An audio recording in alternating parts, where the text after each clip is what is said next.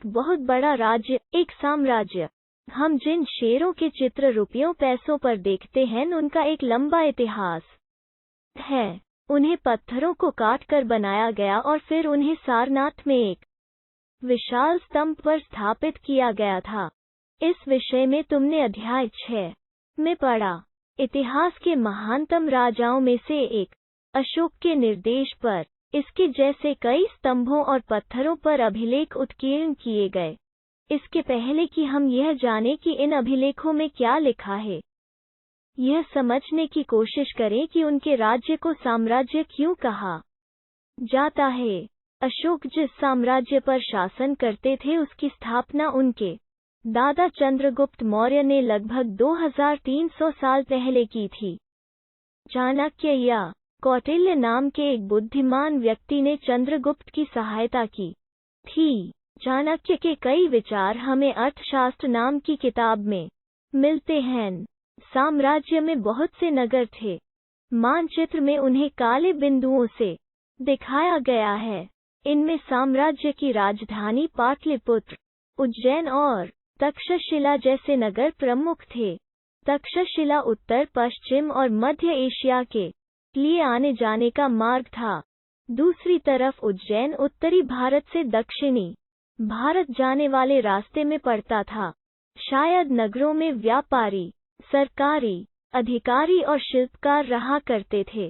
साम्राज्य के बहुत बड़े क्षेत्रों में किसानों और पशुपालकों के गांव बसे हुए थे। मध्य भारत जैसे इलाकों में ज्यादातर हिस्सा जंगलों से भरा हुआ था। वहां पर लोग फल फूल का संग्रहण और जानवरों का शिकार करके जीविका चलाते थे। साम्राज्य के अलग अलग इलाकों में लोग भिन्न भिन्न भाषाएं बोलते थे। वे लोग शायद अलग अलग प्रकार का भोजन करते थे और यहाँ तक कि अलग अलग किस्म की पोशाक भी पहनते थे। राज्य साम्राज्य से कैसे भिन्न है? चूंकि साम्राज्य राज्यों से बड़े होते हैं और उनकी रक्षा के लिए बड़ी सेनाओं की जरूरत होती है, इसीलिए सम्राटों को राजाओं की तुलना में ज्यादा संसाधनों की जरूरत होती है। इसी कारण उन्हें बड़ी संख्या में कर इकट्ठा करने वाले अधिकारियों की जरूरत होती है। साम्राज्य का प्रशासन। चूंकि मौर्य साम्राज्य बहुत बड़ा था, इसलिए अलग अलग हिस्सों पर अलग अलग ढंग से शासन किया जाता था।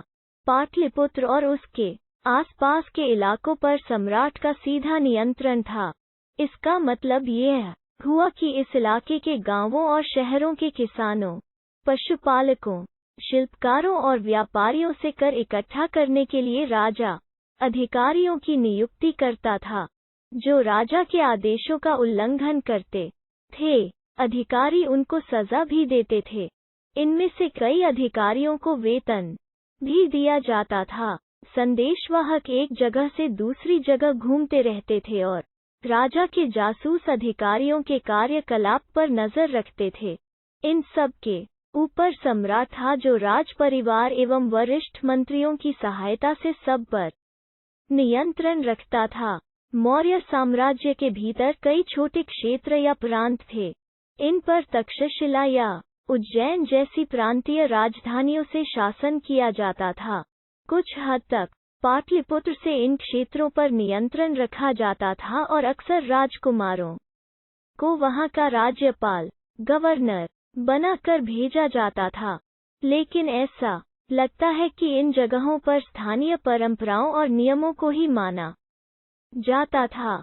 प्रादेशिक केंद्रों के बीच विस्तृत क्षेत्र थे।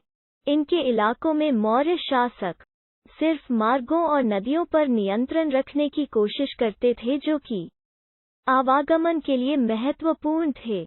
यहाँ से उन्हें जो भी संसाधन कर और भेंट के रूप में मिलते थे, उसे इकट्ठा किया जाता था। उदाहरण के लिए, अर्थशास्त्र में यह लिखा है कि उत्तर पश्चिम कंबल के लिए और दक्षिण भारत सोने और कीमती पत्थरों के लिए प्रसिद्ध था।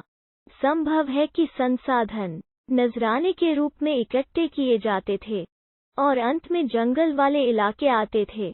वहां रहने वाले लोग काफी हद तक स्वतंत्र थे। उनसे यह उम्मीद की जाती थी कि वे मौर्य पदाधिकारियों को हाथी, लकड़ी, मधु और मोम जैसी चीजें लाकर दें।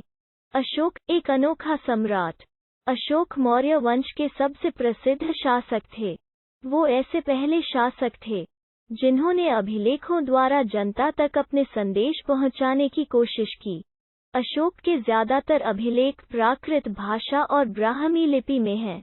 अशोक का कलिंग युद्ध। कलिंग तटवर्ती उड़ीसा का प्राचीन नाम है। मानचित्र 5 पृष्ठ 68 देखो। अशोक ने कलिंग को जीतने के लिए एक युद्ध लड़ा, लेकिन युद्ध जनित हिंसा और खून खराबा देखकर उन्हें युद्ध से वितृष्णा हो गई।